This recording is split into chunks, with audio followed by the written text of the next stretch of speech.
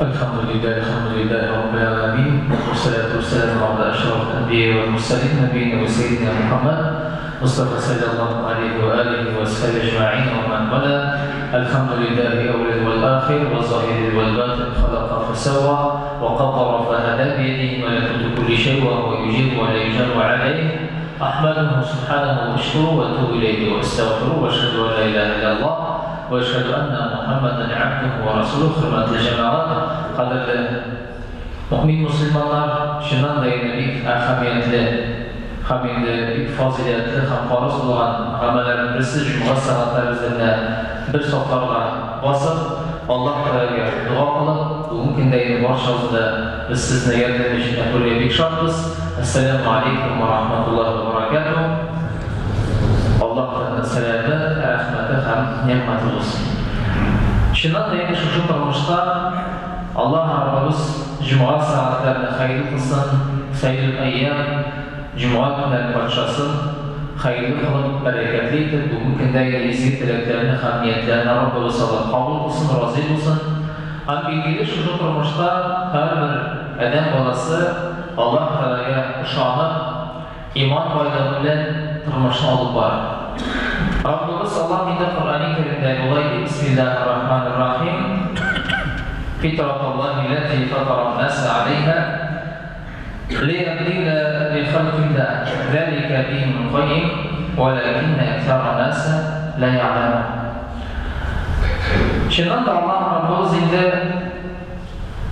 fitri iman durumda bizge anlata Allah'ın fitrasına değil. Hem bir uşanı kalırız. O bütün kişilerine onu bilen yarattı, yani varlıktan getirdi. Nefesine naşar türeğinden hem iyelip şeytan vesvesine yarattığı için Allah'ın yarattığına karşı şundan değil dileyen evlerimizi bir de özgertu bulmaz. Hem şundan da doğru yolunu göstermişi, şu tanışta hidayet yolunu göstermişi, yine şulay Kur'an ile amel kılmaz. Yani en olası şu dünyada fitri iman bilen doğar. Biz indi anlayız hem biliriz Rabbimizin hikmetiyle her bir baylelerle doğatıran bala bu indi fitri iman, yani şu iman bayrağı bilen Allah Subhanahu ve Teala şanı bilen o indi dünyaya doğar. Şundan da yine şu durmuşta bulunan Allah Teala'ya şanı, Allah Teala'ya yalvarı, hamile Allah Teala'ya yakın bulu, anları indi Aziz Eti Emnisi, Ebi Ovası, şuna birinde nimdir yönelişini balağa yükseltip, şu bala o indi tırmışını devam eder oldukları. Her bir mümin Müslüman kişisi indi anlayıp, şu dünyada tırmışta birinci indi bizim iman. Biz indi iman getiririz. Yani La ilahe illallah Muhammedur Resulullah sözlerine doğru kalıp şu sözlerle gideriz. Yani Allah var ikenliğin, bir ikenliğin hem anlam işisi Muhammed sallallahu aleyhi ve sellem.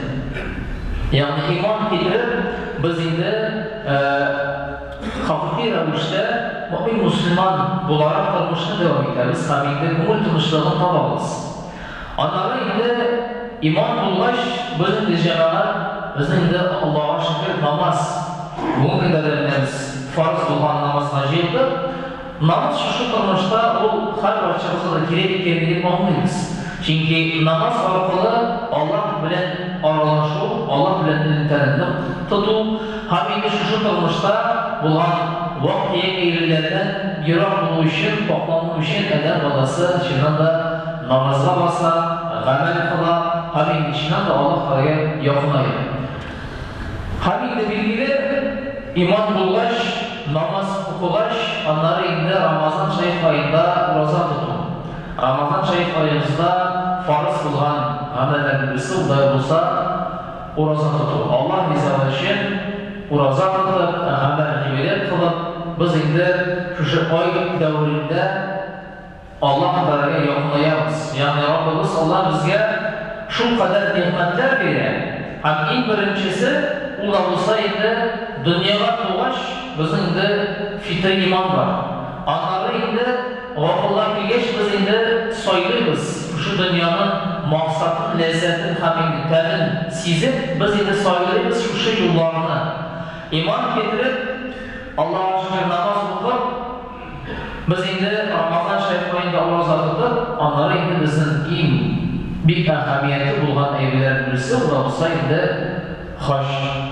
Agar endi mumkinchilik bor ekan, sog'lik salomatlik bor ekan, hamda moddiy mumkinchilik bor ekan, biz endi hojga boramiz. Hoj qilamiz. Alloh yaqinlayib shu safarga chiqamiz.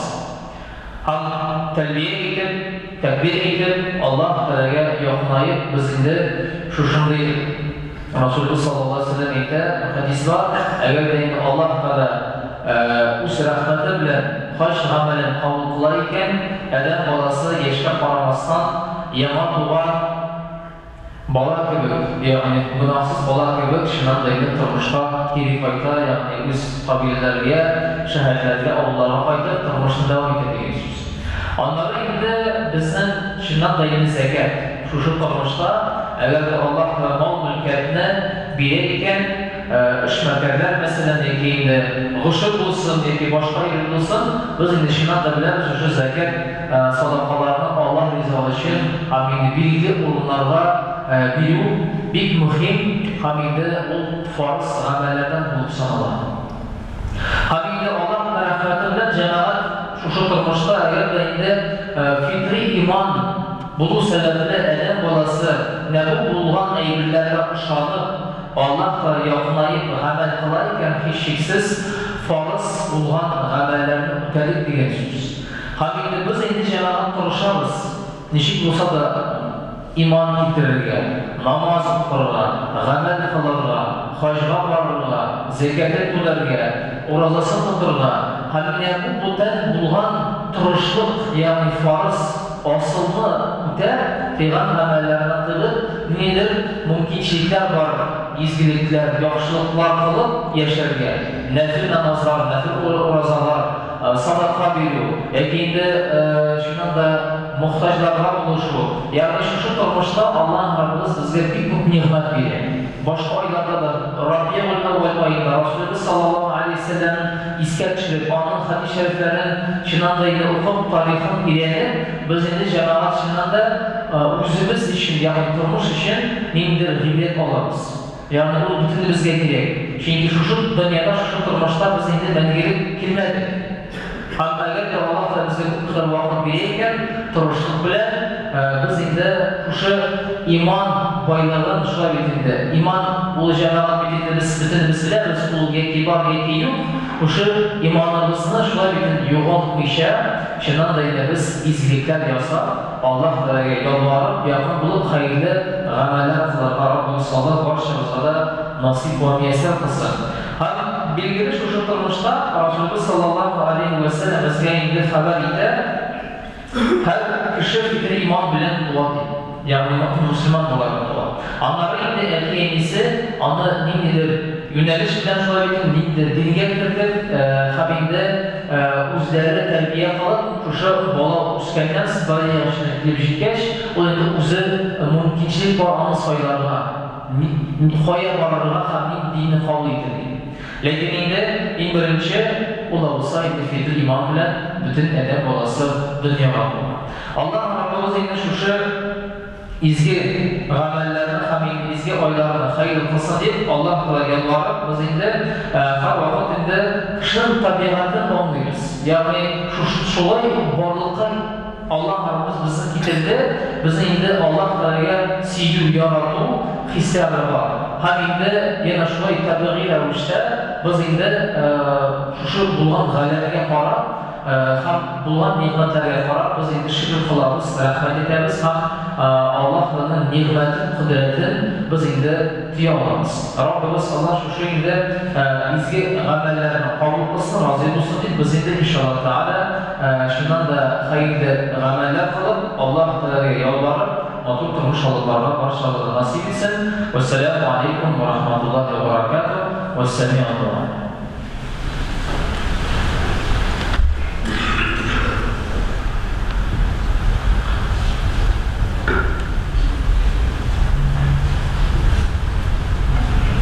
الحمد لله رب العالمين فقد جل وعلا. فأعوذ بالله من الشيطان الرجيم. بسم الله الرحمن الرحيم. إن الله وملائكته يصلون على النبي يا أيها الذين آمنوا صلوا عليه وسلموا تسليما. اللهم صل على سيدنا محمد وعلى آل محمد كما صليت على إبراهيم وعلى آل إبراهيم في العالمين إنك حميد مجيد. وارض اللهم عن الخلفاء الأربعة أبي بكر وعمر وعثمان وعلي وعن سائر صحابة نبيك محمد مصطفى صلى الله عليه وآله وأصحابه أجمعين. اللهم أعز الإسلام والمسلمين. اللهم أعز الإسلام والمسلمين. اللهم أعز الإسلام والمسلمين. اللهم يجعل البركة والنعمة والخضر. اللهم افتح لي أبواب رحمتك. ربنا اغفر لنا ولإخواننا سبقهم بالإيمان. ربنا عنا بالله إنك رؤوف رحيم. ربنا آتنا في الدنيا حسنة وفي الآخرة حسنة وقنا عذاب النار. Уважаемые единоверцы, пророк Мухаммад, мир ему, благословение Всевышнего, говорит: любите и уважайте своих детей, призывайте их к нравственности. Мы знаем, что пророк Мухаммад, мир ему, говорил такие важные вещи. Каждый ребенок рождается на этот свет с итри имана, с рожденной верой в Господа. И мы знаем, что эта вера она нам дает очень многое в жизни. Мы верим в Господа, совершаем молитвы, держим вразу, поклоняемся. Если есть возможность, даем закят. Если позволяет у нас физические и финансовые возможности, мы совершаем хадж, паломничество в священные места. Дай Аллах, чтобы наша религия, наша вера в Господа, она нам помогала в жизни. Мы понимаем, что именно с верой в Господа, именно врожденная вера, которая с естеством дается от Господа, она нам дает очень много. И дай Аллах, чтобы мы смогли с верой по Всевышнего делать добрые поступки и добрые дела. Вассаляму алейкум ва рахматуллахи ва баракату. Уважаемые единоверцы, рядом с шатром будет стоять азель, когда после пятничной проповеди каждый, кто еще не успел взять свеклу, кабачки и тыкву, есть такая возможность, пожалуйста. И также хотел сделать объявление, что набор в секцию по греко-римской борьбе также продолжается. Своих детей и внуков вы можете проводить рядом с мечетью в спортивном комплексе. Милости просим. По всем вопросам можно уже обратиться в комнату имама или уже непосредственно в спортивный комплекс. Вассаляму алейкум ва рахматуллахи ва баракатуху. Ва алейкум ассалям.